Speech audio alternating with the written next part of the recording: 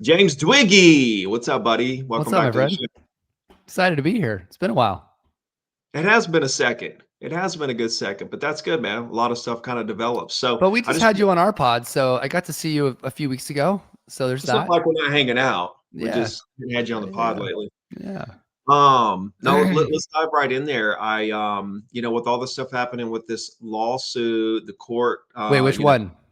well, yeah, exactly. But I'm more talking about the Zillow and the Compass thing going on, like we're in the courtroom. There's all this stuff coming out, and really want to get into the whole industry as a whole in terms of the Compass Anywhere merger and all these other things that are kind of happening. Kind of behind the scenes for a lot of agents who are focused on their day to day and don't Yep. really have time to keep up with this kind of stuff. I guess my first question is, how is this going to change the industry? Well, this is probably I made this on a on a post that I did, and I apologize to your viewers. I'm just getting my voice back to normal. Um, this is that line over the hill moment that we've been talking about for 20 years. You have to understand that this is a big Wall Street game on a level that's being played that candidly most people just don't understand. They think this is about private listings, and it isn't. But that's kind of the ruse of what's really going on. You have two big companies, Wall Street backed companies, that are trying to figure out how to do market dominance and provide a return to their shareholders. Like, just fundamentally, that's what we're talking about here. And Robert and Compass have had an initiative for a long time to figure out a way to differentiate their firm. They've developed this, three-phase marketing strategy that they believe and have coined it as seller choice. Most people understand that's really not what that's about, that it's mostly about a competitive advantage of having something unique to talk to a seller about, to win listings, opportunity to be able to sell those listings internally, which everybody knows is what private listings do. You get more opportunities that way. And then you also can recruit and retain people by having a distinct advantage over other companies. This is a game, by the way, that was played, as I've said publicly, like 80 times in the past by my grandfather and other people who actually created this very concept before the MLS existed. So you've got Compass moving that mainstream. Zillow is a business that sells leads. It obviously operates by sending leads to agents, makes money off referral fees, makes money off, buying market share, agents buying market share. And if Zillow loses listing inventory, it is losing its ability to generate leads, which how it generates its business and attaches all of these other products to it, which we'll talk about as well today. So, here you are, Zillow comes in and says, nah, if you're going to keep doing this stuff that's violating CCP rules, clear cooperation, essentially you have to, if you're going to publicly market a property in any way, you got to put it on the MLS in 24 hours. Compass was violating that according to Zillow. Most people know that. And said, if you're going to do that, we're going to ban your listing. You have 24 hours to put it back on the MLS, or we're going to ban it permanently. And the only way that seller gets their property back on Zillow is by relisting with another brokerage, not just another agent. All right, so there's the setup. Compass sues Zillow, says you're a monopoly, you're restricting trade, all these things. Zillow's like, no, we're about transparency, we're about protecting sellers, protecting home buyers. This ends up in getting into a lawsuit, and the thing that people are watching now is essentially the hearing for the injunction that Compass has requested, essentially to stay that policy, to stop Zillow's policy from being implemented until the trial occurs. So it's a way for Compass to get this thing to stop so that they can continue to do what they want to do and say, let's deal with all of that in the trial, which I believe is scheduled for July of 2026. So, Okay, so hold on a second. yep. So essentially, just to kind of catch everybody up that might feel like this is a bunch of over their heads. So basically, at this point, the Compass wanted that to stop so that they could market properties privately, and then when they do go to MLS, it does hit Zillow basically. And the way that Zillow was doing it, if they did it that way, advertise them privately for a while and then try to get them on Zillow, they wouldn't allow It's them to not do just that. privately, it's that Compass was publicly marketing private listings. If you are keeping them 100% private, meaning you're not marketing them in any way, shape, or form to the public, then that's not violating Zillow's ban. It's if you're advertising that this property that we have is a private listing in any way, shape, or form to distinctly create an advantage, then Zillow's like, no, if you're going to put it somewhere on the internet, it belongs on Zillow, which, by the way, is the actual policies that everybody follows. It's what everybody follows when you're a member of MLS. Whether you agree with that policy or not is a separate debate. That's the current rules that are in place today, which Compass was essentially saying, yeah, we're not going to follow those rules, but we still want all the same MLS data that everybody else has, but we just don't want to put our listings in that. Well, it's And the that's same where thing as just a real estate agent in the market who wants to sell that listing, but they don't really have access to it because Compass is publicly advertising a listing that's not really. It's weird because I say private. I mean privately, like it's not on MLS. That's basically what private means now, even though they're publicly advertising them. But it's the same thing. Zillow is essentially like an agent in the market who wants access to the listing so they can sell it to their client. Basically, yeah. And it's not just Zillow. Ironically, it's everybody who's not a Compass agent. You know, I have them in my own company where agents have called and said, we know you have this private listing. My buyer's interested in buying it. Can we see it? And it's like, no, it's not available for other agents to see at this point in time. So those are documented things that have occurred, by the way. And that's part of the issue. As I mentioned, and then I'll explain this real fast, but this isn't a new concept. This is the way real estate used to work, was brokerages hoarded listings, sold everything internally when they could, and then only shared when they couldn't find a buyer that was represented by an agent in their company. We went and created the system, Ricky, to eliminate that horrible scheme that was not good for sellers, not good for buyers, not good for companies. And so, you know, one company is wanting to take us back. And that, by the way, is the line over the hill comment. This is a really, really big thing that's going to happen here because Compass is also acquiring Anywhere.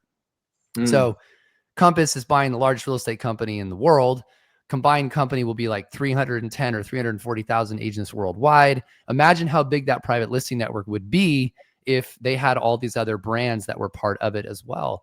And so when I say the industry is at a major turning point, this is literally going to be that. If Zillow wins, in a way, it's good for the industry. In a way, people are going to lose their minds right now. I'm not saying Zillow's the savior. I'm not taking their side necessarily. I do agree in transparency for home buyers. I do agree in transparency for agents and brokerages. I don't believe private listings should be used with 99.9% of sellers.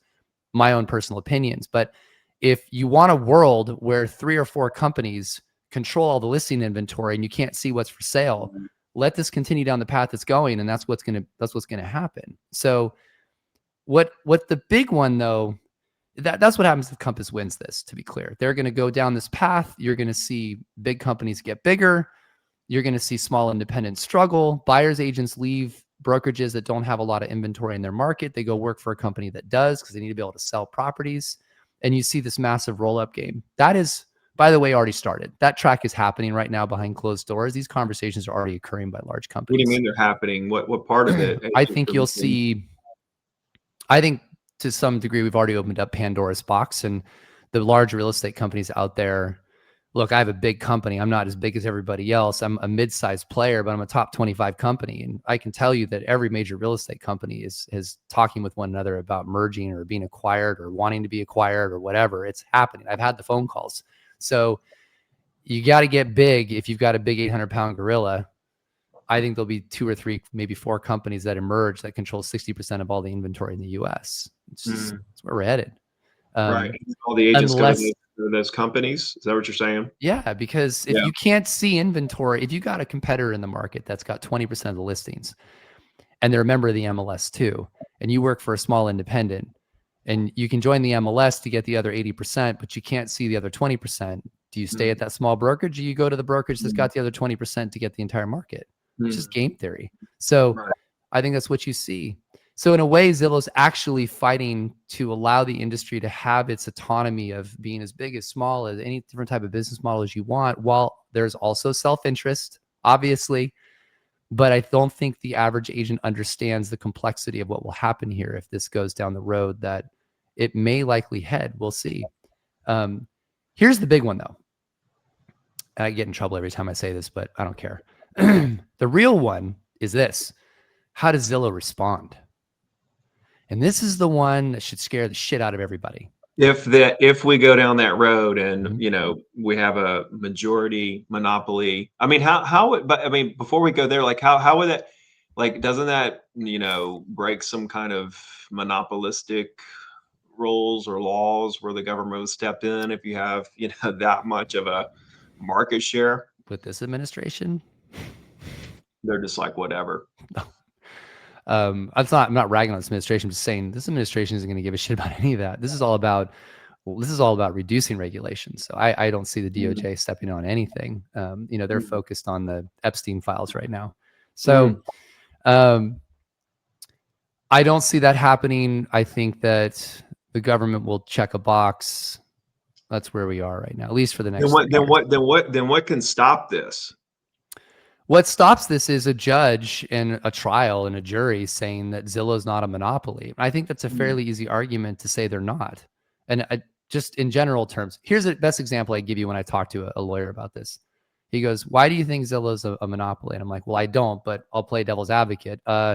The size of their company. He goes, "Okay, let's pretend today that Zillow didn't exist. Is a consumer harmed in any way, shape, or form if they do not exist?" mm, And I was like, I don't know. It's hard to argue that. He's like, well, could they find the same listings on another realtor's website? Yeah. Every other brokerage website? Yeah. Why? Because the same data on Zillow is the same data out of the MLS. He's like, mm, how are you a monopoly if the same information is available everywhere else? A monopoly would be mm, Walmart has a lockdown on an entire set of products you can't get anywhere else. Whereas mm. Zillow is simply a portal that has the same data that 100,000 other agents have on their websites. Yeah, and I Realtor.com, wonder same what the data. percentage. Yeah, and I wonder what the percentage of Zillow leads, you know, compared to the overall market that close. I'm sure it's like, But you could argue that Rocket bought Redfin. There's the same data, realtor.com, big site, homes.com. Like there really isn't any harm to consumers from Zillow going away. I'm not suggesting they do. I'm just making the comment. It's going to be a really Mhm, hard thing to prove a monopoly. Also, the one big point, in the United States, as long as it's not discriminatory in nature, I can refuse to do business with whoever the hell I want. mhm. Just the New Right, York right, right, Times.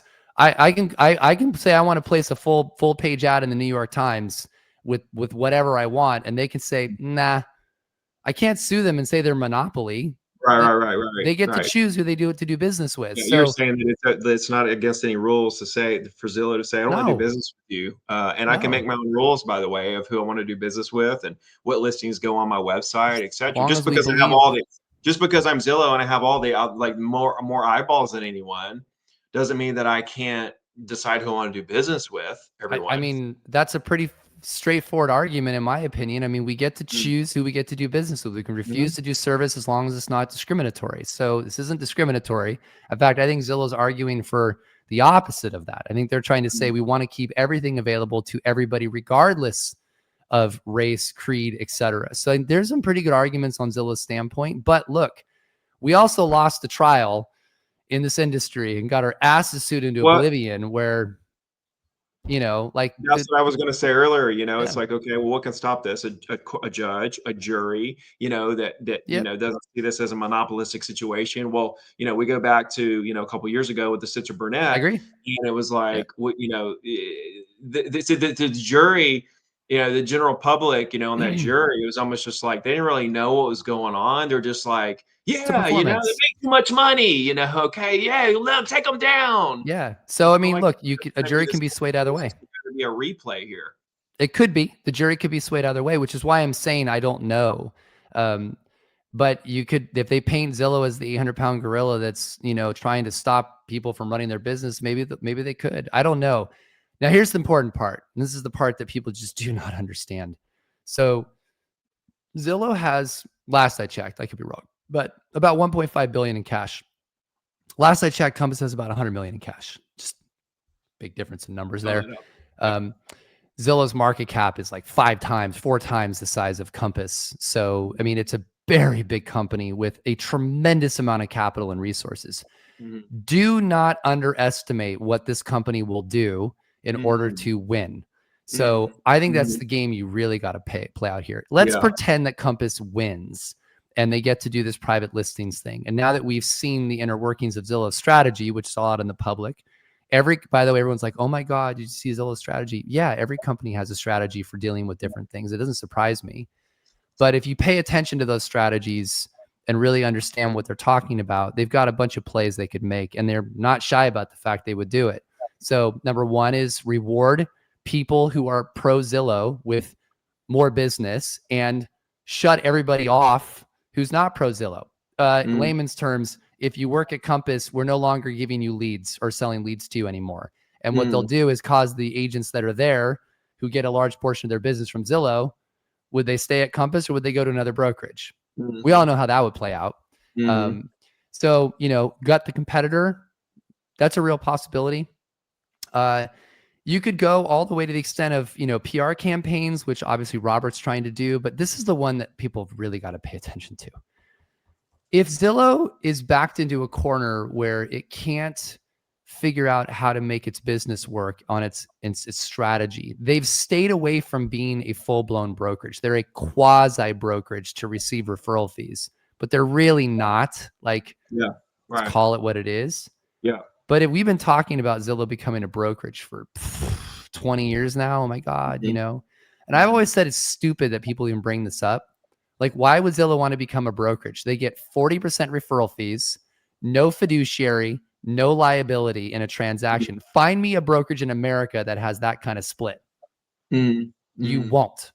Does not exist. So I'm like, people are like, they're going to become a brokerage. They're going to become a brokerage. I'm like, it's the dumbest thing possible. Not only that, they have a tech company valuation on their business. Now, if all of a sudden their listing inventory is dropping and they are not able to generate leads to make revenue, then I think you could see the nuclear effect. Nuclear effect. Okay. And this is what they would do. By the way, complete speculation, just for transparency. It's what I would be thinking about if I was on their strategy of their team. Complete speculation from a very educated man in this space. I mean, look, it's pretty straightforward if you think about it. If your inventory continues to drop and you can't sell leads, then you have to make a shift in your strategy. Well, who has all the inventory of listings in the United States? Predominantly the large portion of listings are controlled by teams and top producing agents. Would you agree with the statement? Okay. Yeah. Do most of the teams, and you coach and you know this, do most of the teams across the country that do most of the production, are they Zillow Flex members? Yes, they are. Yeah. I know, I've interviewed a majority of them. Yeah. So they love Zillow Flex. So Zillow goes, all right, well, since we've been trying to play nice in the sandbox, I'm done. We're over it. Here's what we're going to do. We have the largest amount of traffic of any real estate website in the world by a long shot that no one will ever touch. 1.5 billion eyeballs on an annualized basis. Yeah. And so you take these numbers and you go, all right, we're done. Here's what we're going to do. All the agents who receive leads from us, you have 30 days to move your license. You will move over and become a Zillow agent, and we will continue to give you those leads, and you can be part of the company, which, by the way, we have all the traffic. You'll get more business because we're going to shrink it down to our individual agent base. You leave the companies that you're at. You have 30 days to make a decision. Otherwise, we're going to shut all that pipeline completely off. And not only do they just gut the companies, they gutted every company, because those agents don't just work at Compass. They work at Berkshire, they work at Nexthome, they work at Remax, they work everywhere, right? So you gut your competitors, you take the inventory over. These big real estate companies just got a massive amount of revenue pulled from them at the same time. Zillow becomes not only the largest brokerage in the country in 30 days, they've got all the traffic at the same time. They've got the consumer eyeball, they've got the ancillary networks. I mean, you would reshape the entire industry. And so in a way, what I keep telling people is that you can root for Compass and you can root for what they're doing, and you can believe in seller choice and all that shiny object bullshit that we're talking about, which sellers don't even, 99% of the time, they just want to sell their house for the highest price possible in the least amount of time. But if you back the 800-pound gorilla into a corner, they will reshape the industry. And there isn't a damn thing you can do about it. And by the way, what happens to the MLS when that happens? Because if all of a sudden Zillow's got its own inventory and it's got a massive amount of inventory, it's not going to want to deal with that nonsense. It's going to go, by the way, just put your listings on our website. Yeah. I mean, they could definitely knock a dent in the industry. But this would only entice those who, well, it could entice even more if they actually open that up and like we're going to be a brokerage.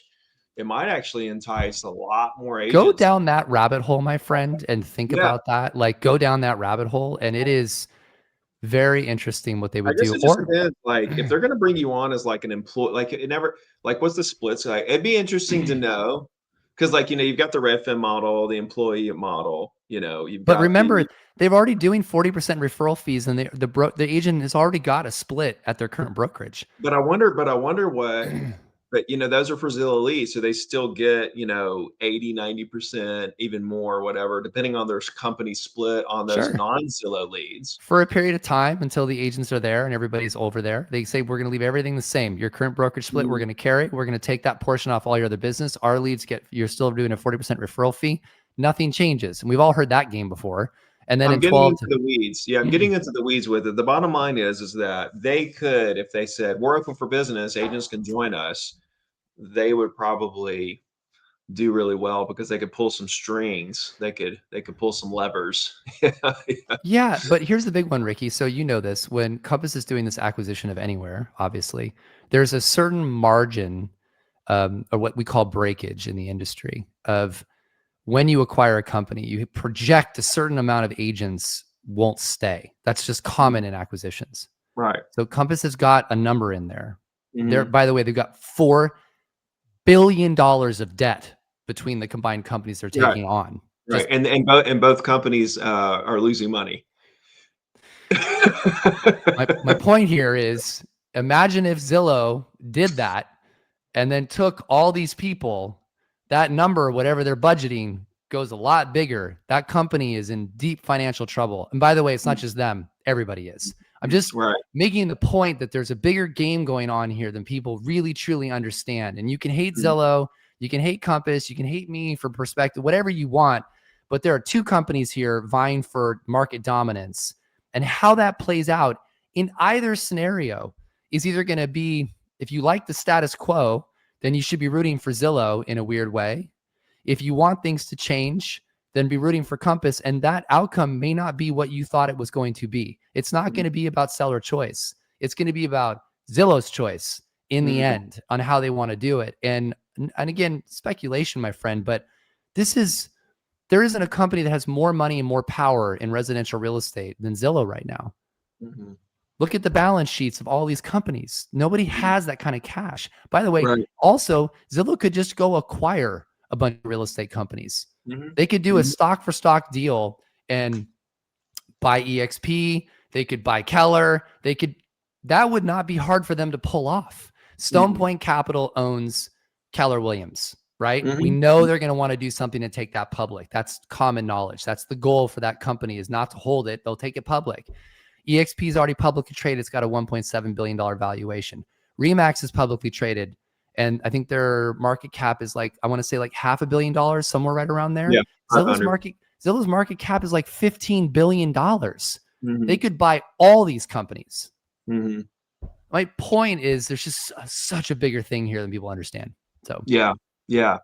So, okay, so what's the timeline of this? Like, when is the trial and all this stuff happening? so the judge is given until the 5th of December for Zillow and Compass to add any final arguments to it, and then the judge will make a decision in the next few weeks. Would be the assumption. Could be right away. Could be within a few weeks on the injunction, which is a sign of how this might move. By the way, so if the judge grants the injunction for Compass, then that's kind of showing how the winds are blowing. If the judge says, nah, there's no injunction here, Zillow isn't doing anything that's a problem, well, then that again would tell you kind of the direction in general terms. Trial set for July, I believe, of 2026 for that case to go, and that will go to trial. There could be a settlement that occurs ahead of time. I'm gonna leave that out there, that there's some deal that they strike to make this go. I think Compass wouldn't strike a deal until it figured out what the judge was going to do that's on this injunction. And Mm. then they may try to negotiate something, because as you were aware, if you're following the press, I'm sure you were, Zillow was offering all sorts of money to Compass to like not go down Mhm. this path. Right. Everyone's like, oh my God. I'm like, guys, that's big business. That happens all the time. So Mhm. That's going to be a real sign of the way this thing goes. If Zillow wins, things continue as they are, and we'll continue to bicker about private listings and all of this stuff. But if Zillow loses, I mean, the next 12 months could be the most interesting times we've ever seen in residential real estate. Because if Zillow were to come out and do something, it's going to be a swift kick. It's going to happen really like as soon as stuff goes down. I'm sure you're where I it's going think to be so. all right, guys. Well, here's the next. We've been planning on this for a while. If this happens. Now, here's the other side of this, though. So, yes, I agree. Zillow would probably move quickly to stop things from getting worse. I would assume that's probably a strategy I would do. Again, I don't work there, but the other side of that coin is Zillow's got a really serious lawsuit against it. And I don't think people should be underestimating that lawsuit. And that's essentially this lawsuit's based upon referral fees that they're charging, the attaching or what they perceive as, again, this is alleged allegations. These are just, nothing's been proven yet, but people have known for a while that there's been a lot of pressure for agents that are receiving leads from Zillow to attach a certain amount of Zillow home loans to those leads. And the question is whether that's a RESPA violation. I'm not a RESPA lawyer, but from my lawyers I've spoken to and the RESPA lawyers I've talked to, this is a pretty big problem. If it is a thing of value in return for doing mortgage business, that is a real problem. I'm sure Zillow's been aware of it. I'm sure they've looked at these things. And so, the problem here is, this is the real issue, is they've got RICO charges against them now, which is like what you see the mafia have sent against them, that there's this big conspiracy and that they've harmed people and that agents inflated the compensation and there was a, RESPA violation and that people paid inflated prices because of it. It's very similar type of allegations, by the way, to some of the stuff we've had with the previous litigation about propping up compensation. But the one that concerns me is, and I think this is a real thing to pay attention to, is the agents that have done this. If it comes out this has been happening and they knowingly were pushing people to it, that's a potential breach of fiduciary duty. And that's where it gets really interesting, because if the plaintiffs, which I think you will see happen, and I think it's already starting to, if they start to go after the teams and agents that were pushing those Zillow home loans, that could get messy. And I'm not saying anything I'm sure plaintiffs' lawyers have not already thought of, because it's just connect the dots sort of thing. But this is why I'm bringing it up. If the agents get sued, i.e. the brokers get sued, for the actions that Zillow did, then there's a real question here of how the brokers respond. Because if agents get sued for that practice and the broker's taking on the liability, the brokers aren't going to want to take on that liability. And they're going to go, yeah, you're not doing any of that business anymore. And that becomes a real issue for Zillow, because if they don't have a workforce of agents, which they've spent years refining and follow-up boss and metrics and making sure that, like, this system of independent contractors that work at other brokerages to funnel that business, to make money on all that business. If that network of agents is no longer a viable option because those agents got sued and the brokerages got sued, that is a real problem for Zillow. Which then leads me to the next problem of, if the brokers get sued, they already don't have a lot of money left because we just got sued into oblivion. So what does Zillow do? Do they indemnify all the brokers? Yeah. Like, they go, we're going to write a check and we're going to cover you guys. Yeah, I don't see any other way around it. So that check would have been smaller, but I think that check will get bigger. If they bring agents in, they will. The lawsuit. They will. That's what lawyers do, cast the net far and wide. So there's a real problem for Zillow. And they've got, obviously, they've got a litigation with homes.com for, copyright infringement on photos and things. I mean, Zillow's got a lot of heat on it right now. I think I think it is in a very interesting spot. They are the 800-pound gorilla. They are the target, and they have got a lot of litigation. And some of this is serious. I think that case is a very serious problem for them. And I would be surprised if they let that go to trial. I do. I think that case, there's enough people and evidence there. I believe, I have not seen it, but just anecdotally from who I've talked to, that I think this thing settles out. They are wiggling around. I saw that they took off the some kind of climate data Yeah, off the off the website. listings. Mhm. Yeah. Yeah, it's they're wiggling around. There's some stuff going on with them. So, I posted, I don't know, a week or so ago. I was like, guys, like a lot of distractions out there. For those of you building your business, you need to focus on, talking to more people in your market, Yep. helping people buy and sell, stuff like that. A lot of these things are distractions with the lawsuits and the mergers and all this and that. At the end of the day, even if worst case scenario, we're all going to see a new set of rules. We'll all have to play by these new sets of rules, and just show me the rules, get out of my way, and watch me crush it. What do you say to the everyday agent who's watching, who might hear all this and start to think, "Oh no, the sky is falling," kind of thing? And my take is, it's something to pay attention to. We want to understand what the rules are. At the same time, it's more of a distraction right now than anything else, especially if you're in the building stages of your business. Yeah, I agree with you. This is something Keith and I always argue about. Not argue. I agree with you with that. I think you can't control a lot of this stuff. So every time you get nervous, as Keith always says, just pick up the phone and call a past client. Mm. That being said, there are real things here that agents, like when the lawsuits things happened, with the Burnett Sitzer, obviously I was one of the people very front and center on talking about this and educating the industry. And it scared the shit out of me how many agents didn't know about it, didn't know about the changes, didn't know about the terms, and still today are doing things completely wrong. Sure. And they got I said this the other day on stage, and I really offended some people, but actually they thought about it after and they were like, you're right. I'm like, people can shit on NAR all they want. And certainly NAR was part of the reason why that lawsuit happened. I'm not saying otherwise, but they also wrote a check for $418 million. Not a single damn realtor in the US had to feel any pain from that.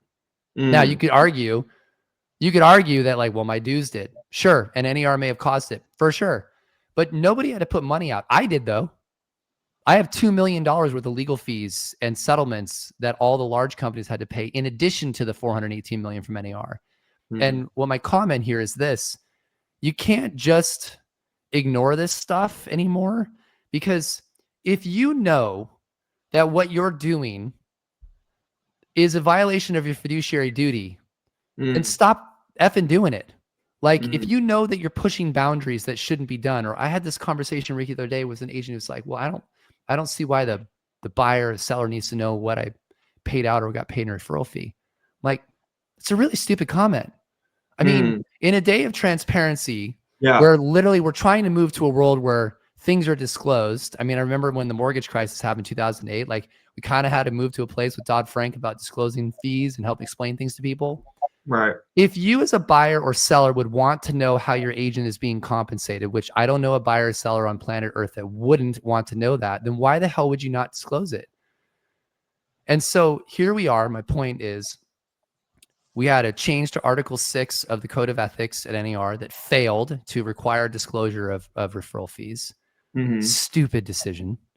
You've got Zillow in a lawsuit because of non-disclosed referral fees that people found out about. And like, here we are. People are like, don't make a disclosure out of this, James. You're bringing the lawyers aware of it. They're already aware of it, people. They're suing already. Right. EXP, got to give them massive props. Leo, brilliant operator, said, you know what? We're not doing this shit anymore. We're not waiting for associations to make the changes. Came out with an amazing consumer choice form that explains the different options you have. You don't have to work with one company. Like, here's all these things to make things better. So I agree 80%, keep your head down and focus on your client. But if you're not paying attention, at some point, the lawyers are going to start going after you because they know the brokers have no more money. And I believe, Ricky, that day's coming. Wow. Those are strong words. They're going to come after you because they've already gotten all the broker's money. Sure. Why wouldn't they? Your money. The broker gets the smallest portion of the revenue split. The broker just paid out all this money. Look at the settlement numbers. Those Yeah. brokers don't have any more money to pay out. So Yeah. the lawyers aren't stupid. They know that. They've seen the real estate market is not the best it's ever been. These companies are, have struggled financially. But who makes the margin? Who makes the most margin of the commission split? The agent.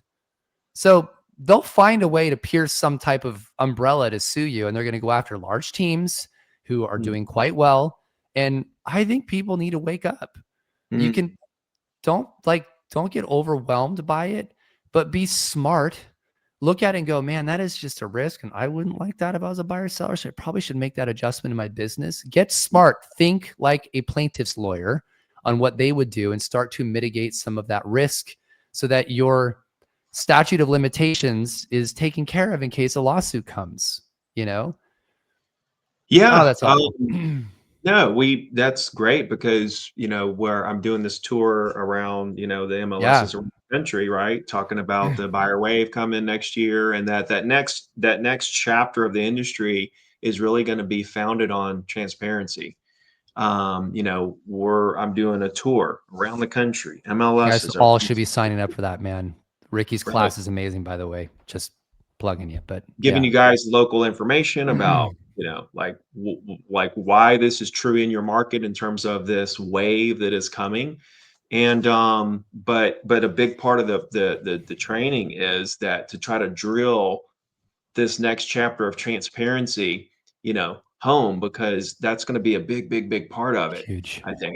I agree with you, man. If you're not explaining to people very clearly how you're compensated and what you do very clearly for the fees you charge, you are going to have a very hard time in this business in 5 years. Not just because competitors will do it better than you, but AI is coming and is going to try and replace a lot of the shit you do. And I'm not saying AI is going to replace realtors. I'm not on that band camp. But I do think transparency in how you operate will be crucial for the Mhm. consumer. I mean, Ricky, you use DoorDash, right? So Yeah. you DoorDash shit, you can see when your food went in, when it went into the kitchen, when your driver showed up, how long it is to get there, like transparency in the process. You can do that with a Mhm. freaking pizza. And we can't even do that with Mhm. a real estate Mhm. transaction still. So like we got to get caught up with the way the consumer wants information. And if we can't, God, I'm hoping not going to offend people, but if you aren't comfortable explaining how you're compensated or why you get a referral fee or why you refer business out and get paid for that referral, then get better training. You got an amazing coach here to help you with that, or get the hell out. Get out of the Mhm. business. If you Mhm. can't do that job correctly, you are doing a disservice to the consumer because they deserve better than that. I think, what could it be? The agents are scared that the person is going to think that they make way too much money. Like, I can't tell them how much I make because they're going to think it's too much money. Is that what it is, or why? Probably. I mean, well, see, this is what agents have to kind of get over, because like especially if you're a newer agent, the chances are your client has a higher net worth than you. Like if you're a newer agent, and the way you think about money, the way they think about money are totally different. You're thinking about this, this 2%, 3%, the way you're thinking about it, like it's a lot of money to you. But your client, is not that much money to them, and they're happy to pay that for the services that you're providing. You can't project your perception of money into the brains of your clients and assume that they think about money the same way that you do. And by the way, like, you know all the showings that you work 40 hours for a buyer, show them 27 houses, they ghost you, you don't get paid. You're out here basically giving people, oh, a good contractor, do you know who does floors, and my AC's broken, like we're Angie's List with a real estate license. Like, we do so much stuff for free. We do things that therapists charge $200 an hour for, and do it with a smile. Man, I I mean, agree with it's you so much on that. And the thing is, if the agents actually were paying attention to how much work they do, they wouldn't oh my feel that gosh, way. oh my And god. the other part I always tell people is you have to think about, like, I'll just speak for myself. Like, I do fairly well. I I outsource as much as possible so that I can spend all the rest of my time with my family or my Mhm. friends. Yep. So I don't mind spending money. You just got to explain to me why you are charging what you charge. And if it makes sense to me, like you went, hey, look, man, here's the deal. We're going to list a property today, right? It's a tough market. We got to price it right. We got to make sure we get it out there. I got to do a lot of different stuff to get visibility. We're going to showcase a listing on Zillow. We're going to do this. We're going to do that. We're going to do this. We're going to do that. I'm probably going to get a lot of showings, and there's going to be a lot of looky-loos, and I'm going to make sure you don't have to deal with any of that shit. And we're going to get some offers that probably aren't going to be what you want. We're going to have to fill out that paperwork, respond to them, go through the process, and all that shit's not going to work either. And so when you start to story tell all of these things, what I'm doing isn't going, well, I don't want to deal with any of that shit. So just keep reinforcing the bruise. That's what you're hiring me for. And to your point, Ricky, which you made, God, I hope people get used to this. Mr. and Mrs. Seller, I get paid a contingency fee. I only get paid if we actually do the transaction. So this could take 3 months, could take 1 month, could take 6 months, depending upon whether you listen to me or not. But if you listen to me, it'll be less time frame. But my point is, I'm here for the long haul. I got to do all of this stuff. And I only get compensated when we are successful. It's like, just start talking to people about the stories. Give them an experience. This is not complicated.